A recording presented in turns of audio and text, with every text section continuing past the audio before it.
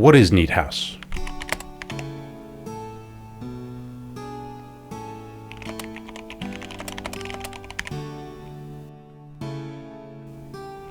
What is Neat House?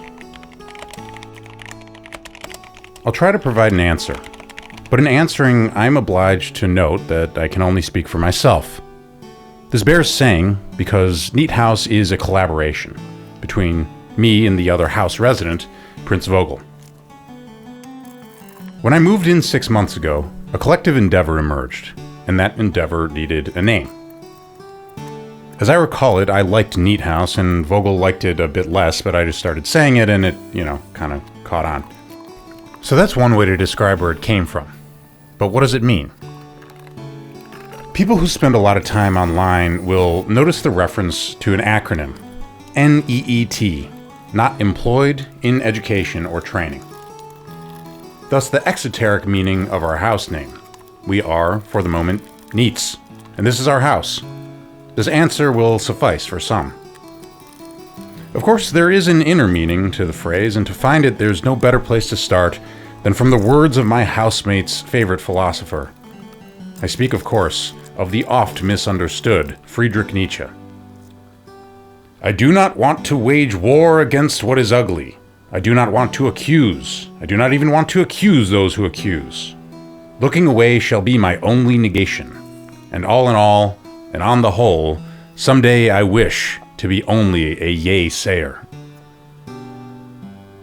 So we begin our discourse with a tension. NEETdom is defined negatively by what the NEET is not.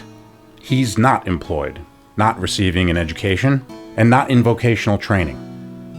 This ethos of negation clashes with what we're hearing from Nietzsche. He urges us not to a nay, but to a yea. To not be defined against, to not be a reaction, rather to affirm. Can we rescue the NEET from his negatory disposition? Can NEETdom be affirmed to any advantage? Can we find within it a true spirit rather than an empty and stagnant no? We will try, and to make our attempt we must grapple with the NEET. We know what he's not, but to rescue his more elevated spirit, his telos, we must ask what he is. Perhaps we should start with how he seems. Stand closer to the NEET. See him in the mind's eye. He is basement-dwelling. Pimply, perhaps. He knows not the touch of the sun. Common folk might stand at a distance because of the smell. For you see, the NEET doesn't work, and not for any good reason. A NEET is not unable to work. He's not a retiree. He's not disabled or homeless. The NEET has time to play video games or post stupid bullshit on the internet. And if society is our collective project, the NEET is worse than a non-participant. He's a freeloader and a loser. The bums will always lose! You hear me, Lebowski? Now some may contest this specific account of the NEET, but perhaps it is not far off as a description of a certain stereotype. But anyway, why all the negativity? There's something very American about this idea of the NEET. Americans work. We, or at least the majority of our elites, or at least the folkways they've maintained, descend culturally from the English Puritans, who worked their freezing, self-abnegating fingers to the bone to build this nation. We're supposed to work. We're supposed to have jobs. We try to live in a society where everyone is employed. Unemployment, another negation, is to be minimized. The president wears no ermine robe, but the outfit of a professional, of slightly better make, perhaps adorned with a lapel pin, but broadly presented, he looks like many professionals do, going to their jobs. Of course, this perspective on work and employment is idiosyncratic to our time and our current culture. Things have often been very different. It was not the case among 18th century European aristocrats, for example, that everyone had a job. To have a job, to work for money, was unthinkable, at least as unthinkable as work is to the NEET. I'm reminded of a certain Austrian diplomat of the 19th century, one Clemens von Metternich, the butterfly minister who advocated Austria's interests against Napoleon during the Napoleonic Wars.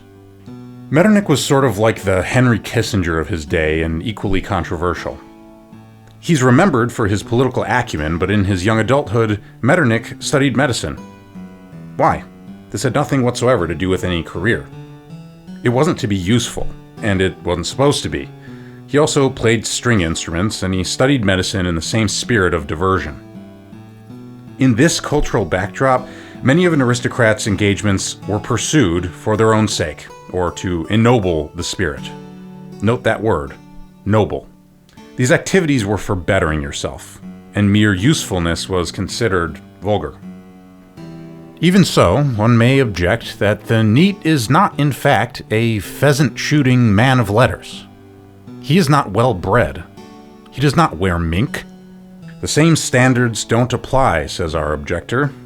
Perfumed Austrian or French gentlemen might be forgiven for dilly-dallying as part of a mass of elite cultural performance surrounding the delicate alliances and arrangements of the scenes that compose their society's cultural and political center, forming bonds that help them act as a cohort, keeping things genteel. But the NEET is no such gentleman. He's just a guy. And forgiving for the moment any tall poppy envy or "how dare you" type thinking that might animate such an objection, perhaps there is something fair to reckon with here. We aren't all literal aristocrats. I'm certainly not. Such aspirations might endanger the NEET when they act as mere cover for a license to be idle, and idleness can indeed be harmful. On a collective lens in which we think of people as something that should be useful to society, laziness and indolence harm by creating non-participants, wastrels, freeloaders. And on a purely individualistic lens, wherein we set aside the NEET's alleged obligations to his society, it might still be contrary to his interest to think himself an aristocrat when he really just wants to dick around. Fair enough. So is our NEET doomed? Consigned to eternal derogation until and unless he seeks employment? Never. He deserves better. To defend him, we must plunge deeper into the history of Western thought on the concept of leisure. In so doing, we may discover not only how leisure benefits society, but the soul of the individual. One notable view from the classical world is that of Aristotle. In the Politics, he describes leisure as the ends of work, in the same way that peace is the end of war.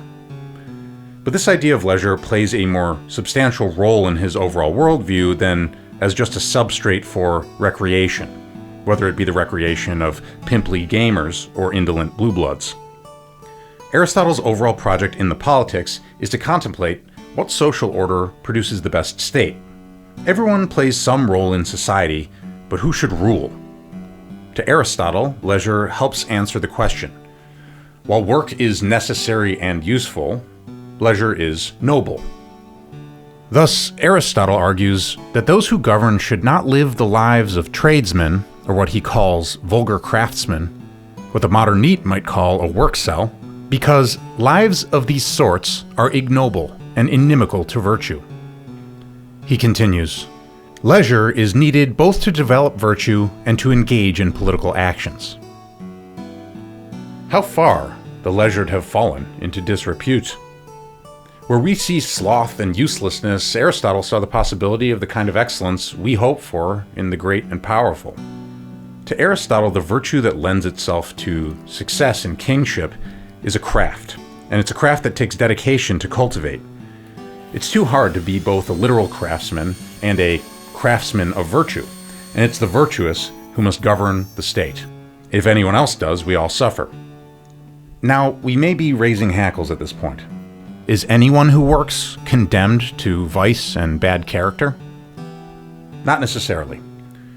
First, as far as I can tell, Aristotle's view is not that those who work lack all virtue, but that those who work likely lack the virtues necessary for rulership. A working person may, in theory, have access to a great number of virtues, maybe most virtues, but nevertheless lack those in this specific area. And if this too seems denigrating, there's a second caveat that may be worth making. In the modern era, free time is more widespread than Aristotle might have ever imagined. You probably have more weekends off than a Greek slave did in 300 BC. This free time, in theory, is yours, to apply to the seeking of virtue of any kind. And as far as the virtues involved in rulership, you probably also have more political franchise than such a slave, not just through voting, but through the many ways you have the chance to influence your society. Small though these powers may seem, they are powers, and it's up to you to exert them in a righteous way. But what of the NEET? You have weekends off, but his whole life is a weekend. Is he all the more suited to the reins of kingship for all of the free time that he has?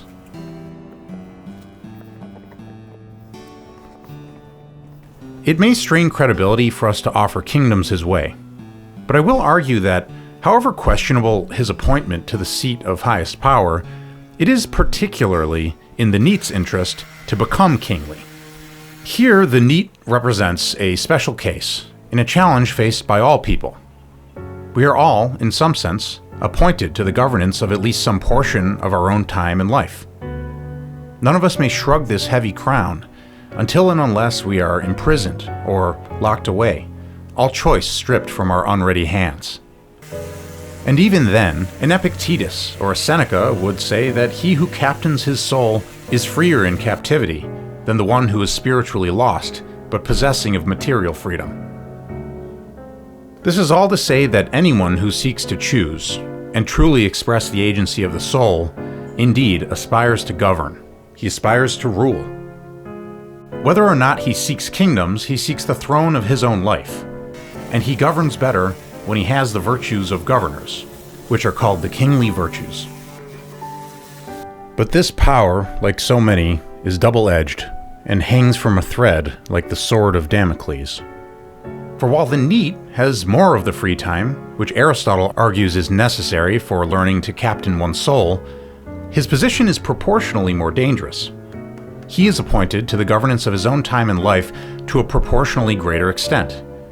With so much freedom over his schedule and activities, poor self-governance is all the more disastrous.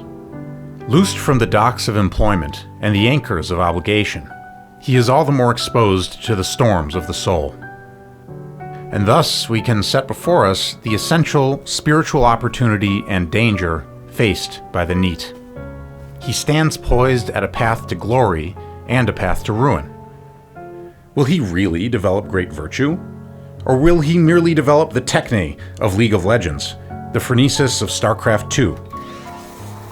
Essential spiritual questions demand a certain heroism, the fair defeat of an intimidating foe, a special act which triumphs against a ruinous default. And in this case, the default we're worried about arises from the likely misuse of the NEET's essential resource, his free time.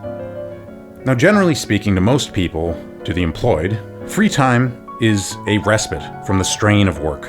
It's a time of decompression. It's enough to not be working. Under the duress of often meaningless and draining activity, no one can be blamed for blissing out and watching TV. There's nothing wrong with joyful relaxation, of course, but the key word there is joyful. If chilling is joyful, there can be no harm in it. But how often does the taste turn? First bland and then bitter. How many work for a lifetime, dreaming of golfing, sizzling on a sandy beach, just to find that these aren't really that fulfilling when they become available? While a person remains bound by circumstance and before they've had a chance to face the full challenge of freedom, it's understandable for their most positive self-directed notions to be, in essence, a reaction to and a negation of present constraint. This is a stage of a greater development. An acorn isn't defective simply because it's not yet a tree. But people often become stuck. Even when we're technically freed from labor and when we're not actively expected back on Monday, a certain anxious hunger for relaxation can remain. Like an animal repetitively deprived of food, we eat to excess, even once sustenance is freely available. It's like there remains some traumatic remnant of the boot on the neck, and too often we jealously hoard our relaxation and hedonism in fear of never having enough, far past the point of recovery and enjoyment. One remembers the circus elephant who grows to maturity chained to a stake in the earth. The elephant initially pulls against his bonds, but eventually learns the pointlessness of resistance, and no longer needs a chain to remain rooted in place, for he's become chained well enough by his own despair. So corresponding to the negative orientation of the NEET and the positive orientation we're seeking in this discourse, we can describe two concepts of free time. Free time in a negative sense is a reaction to the strain of employed life. It is hedonistic, avoidant, aimed at recovery. It is a free time of negation. But in the positive sense, free time can host the aspiration towards a truer self-development. This free time is spent to expand possibilities, and not merely ameliorate the wounds of what's already occurred. It requires some version of the kingly virtues of which Aristotle spoke. It is a free time of affirmation. I believe the NEET's fate rests primarily on how he relates to the time he's fortunate or unfortunate to have. Insofar as his free time is intended to negate, so shall his life be a negation. And insofar as it affirms, so shall he be an affirmer. We are nearly at our destination, but to make sure we arrive in full, I'll briefly recap what we've covered thus far. We began with the idea that NEETdom is a negative ethos. We hope to redeem the NEET with a positive one. We noted that the NEET is derogated as a bum or freeloader, but that non-employment does not in itself necessitate that he is a bum or a freeloader. We found some skepticism of certain overeager pressures to work by considering European aristocrats. And while the NEET may lack orchards in Burgundy, his free time affords him the opportunity to become more spiritually aristocratic. We fleshed this out by looking at the views of Aristotle. Using his lens, we considered how free time might be necessary, though surely not sufficient, for the development of kingly virtue. And kingly virtue is necessary for anyone who chooses and anyone who acts. For insofar as we choose, we are the governors of our own lives, and this needs have little to do with piles of rubies or armies of pikemen.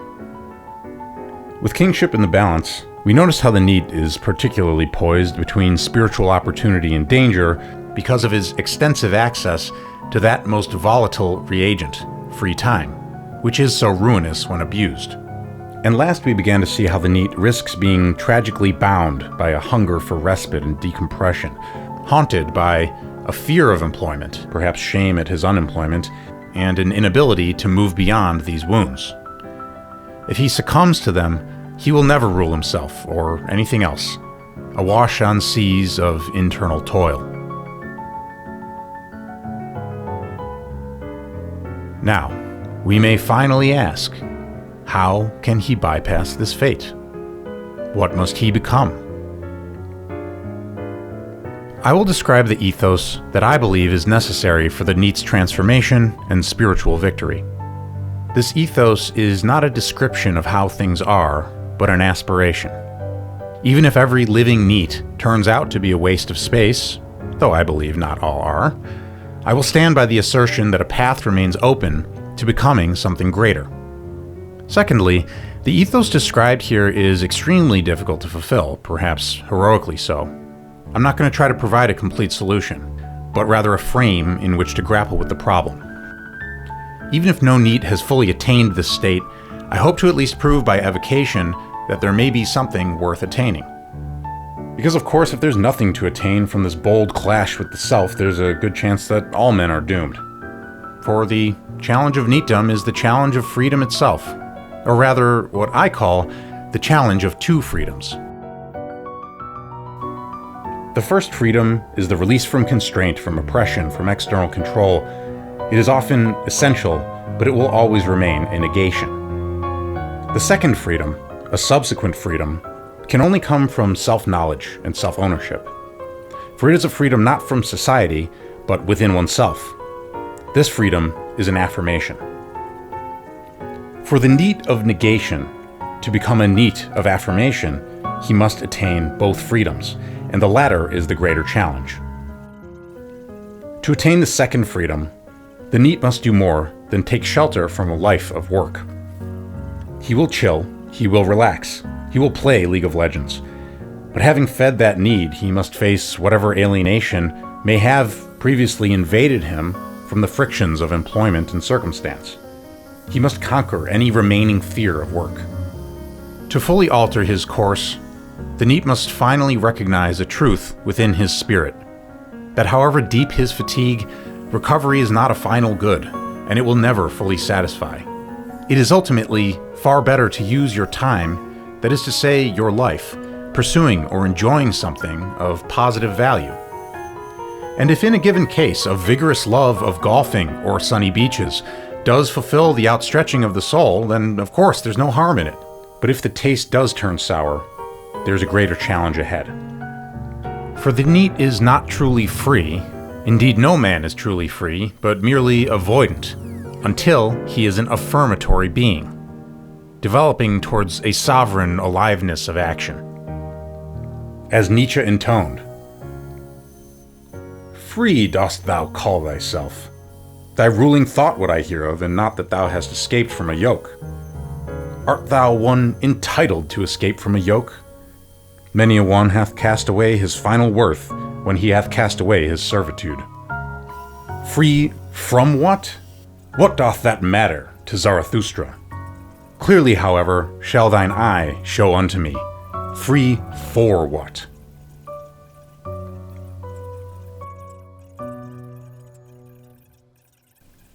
The affirming NEET finds his for what, and that thing is his own principle. He will never find it at the whim of a frenetic hunger for constant employment, nor from fear of being thought a bum, nor the desire to shelter from effort, or from sacrifice, or from difficulty. He finds it by finding himself, and if he nurtures it with time and sincere labor, he may attain a self-development which gives rise to wholesome expressions of deep-rooted and incredibly personal ability.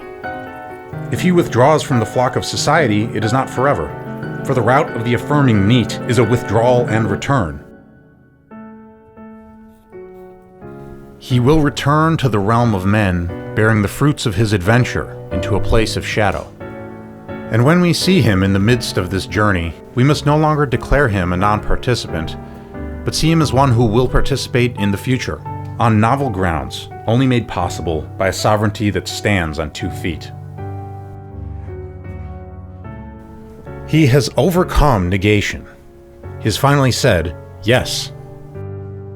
And this, as far as I'm concerned, is the point of NEET House.